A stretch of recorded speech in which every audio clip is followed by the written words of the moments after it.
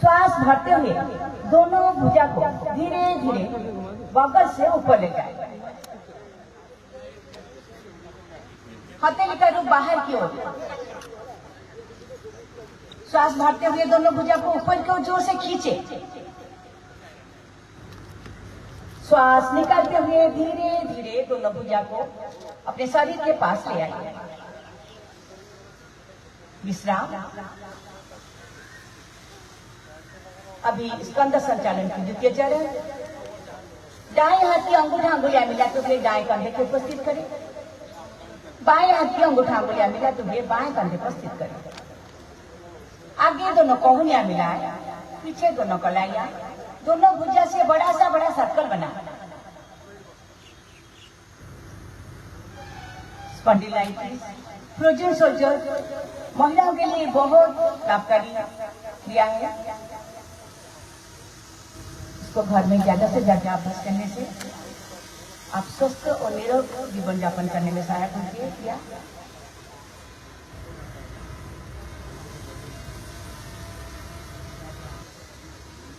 फिर विपरीत दिशा में करें। नीचे से ऊपर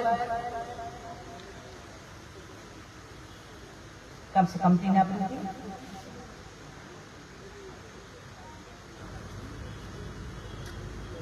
विश्राम। दोनों हाथ शरीर के साथ आंखें बंद रखिए। जो क्रिया की है उसको सुख को महसूस करें। अभी हम करेंगे कटी चालन क्रिया। दोनों हाथ कंधे के सीधी में आगे की तरफ फैला के रखें। हथेली का रूप आमने सामने हो। श्वास भरते हुए दोनों हाथ को सामने की ओर जोर से खींचे।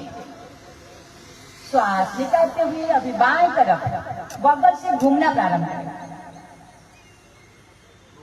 पूरी तरह घूमने पर दाएं हथेली बाएं कंधे के ऊपर, थोड़ी बाएं कंधे के ऊपर।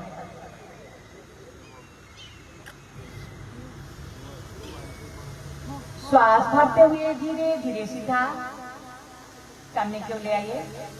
फिर श्वास निकालते हुए बाएं तरफ बगल, दाएं तरफ बगल से घूमना प्रारंभ करें।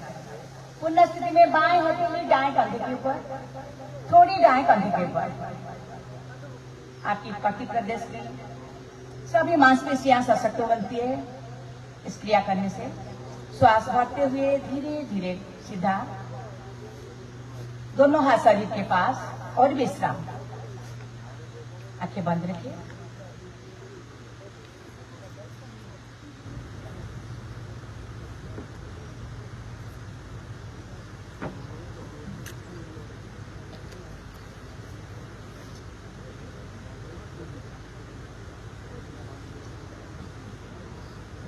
धन्यवाद।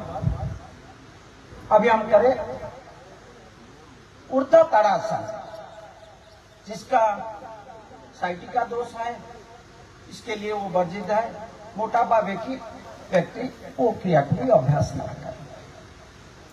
अभी दोनों पैर में 2 से 3 इंच फैसला बनाते हुए सीधी खड़ा हो। दोनों भुजा को सामने से ऊपर उठाए, दोनों अंगुली को आपस में फंसा दीजिए, दोनों हाथों को पलट कर। अभी श्वास भरते हुए सामने से दोनों भुजा को धीरे धीरे ऊपर ले जाए। दोनों बाजू कान का साथ सटाते हुए आसमान की ओर खींचा हुआ स्थिति में रखें। और एक बार श्वास भरते हुए दोनों भुजा को आसमान की ओर खींचे। अभी धीरे धीरे दोनों एड़ी को ऊपर उठाते हुए पांव पर खड़ा हो जाए। इसमें आपका सारी शरीर का मेरुदंड का ऊपर प्रभाव पड़ता है। 206 खंड हड्डियां मजबूत बनता है। श्वास निकालते हुए धीरे धीरे सामने से वापस लाए।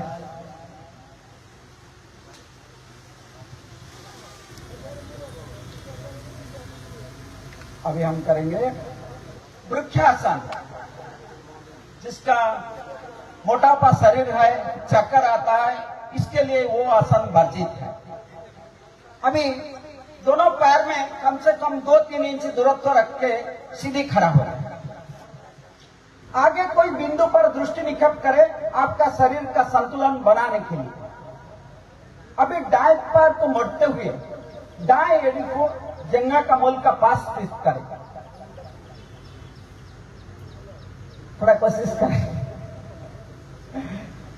अभी दोनों भुजा को बगल से धीरे धीरे ऊपर ले जाए, दोनों हाथों मिला लीजिए, दोनों बाजू कान का साथ सटात हुए रखे, भुजा को आसमान पर खींच के रखे, श्वास निकालते हुए धीरे से बगल से धीरे धीरे वापस आ जाए। फिर वही क्रिया अभी बाएं पैर में करेंगे, बाएं टांग को घुटना से मरे, बाएं एड़ी दाएं जंघामूल का पास स्थित करे, तलवा जंग से सट जाए।